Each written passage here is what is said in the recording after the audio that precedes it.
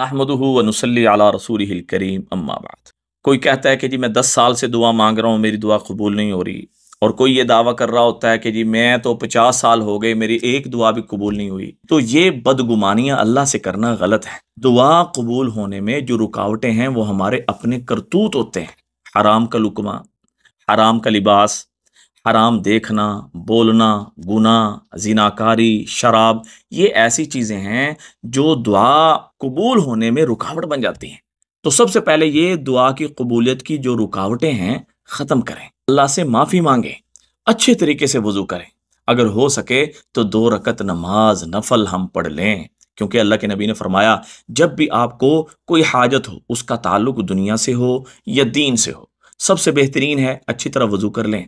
2 रकत नमाज नफल, सलातुल हाजात, जितनी आपकी हाजतें हैं, जितने आपके मसाइल हैं, वो सारे के सारे तसव्वुर में ले आए।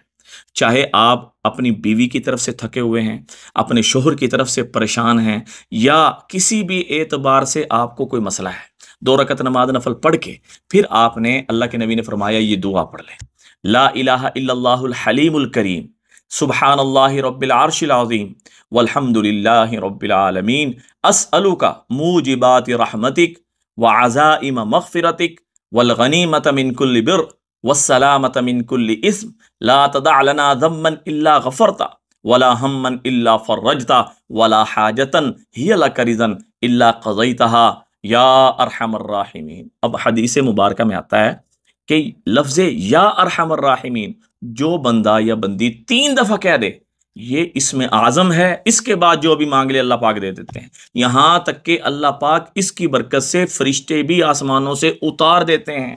या अरहमर राहिमीन 3 दफा कह लें। अब इसमें क्या किया आपने, इस दुआ में अल्लाह के नबी ने जो हमें तालीम फरमाई, इसमें आपने अल्लाह की तारीफ कर दी।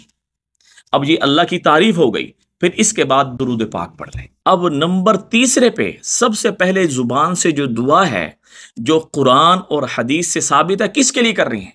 कुरान में है रब्बना ग़फ़िरली वली वालिदैया। सबसे पहले अपने लिए दुआ मांगें, फिर अपने वालदैन के लिए, और वालदैन के अंदर असातिज़ा भी हैं, चाहे वो आपके स्कूल के हों, चाहे वो आपके कुरान के हों, किसी भी एतबार से आपका उस्ताद है तो आप उनके लिए दुआ करें। फिर बीवी बच्चों को ले लें, बहन भाइयों को ले लें, रिश्तेदारों को ले लें, उन सब के लिए मांगें, मांगते रहें। हाँ जी, फरमाया, अल्लाह के नबी ने फरमाया कि जो अल्लाह से नहीं मांगता अल्लाह उससे नाराज होते हैं, जो अल्लाह से मांगता है अल्लाह उससे राजी होते हैं। यानी ये वाहिद वो दरवाजा है जो इसके सामने आकर, इस दरवाजे पे आकर सदा लगाएगा, अल्लाह को ये सदा बड़ी प्यारी लगती है। अल्लाह जल्ले शानहू 100% मुतवज्जे होते हैं। और क्योंकि अल्लाह के नबी ने ये जो दुआ तालीम फरमाई, इसके बाद अल्लाह अकबर, जो दुआ भी की जाएगी अल्लाह उसे कबूल फरमा लेंगे।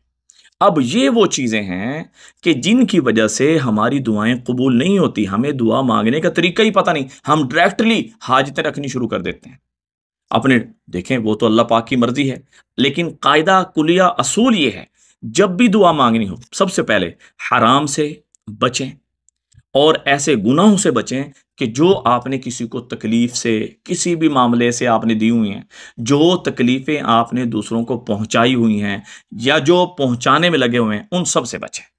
जब आप ये कर लेंगे तो इंशाअल्लाह ताला इस तरीके से मांगेंगे, आपकी एक दुआ भी रद्द नहीं होगी। और अगर इसमें और कबूलियत चाहते हैं तो तहज्जुद का वक़्त सेलेक्ट कर लें, या रोज़ाना असर से मगरिब का दरमियान का जो वक़्त है इसको सेलेक्ट कर लें।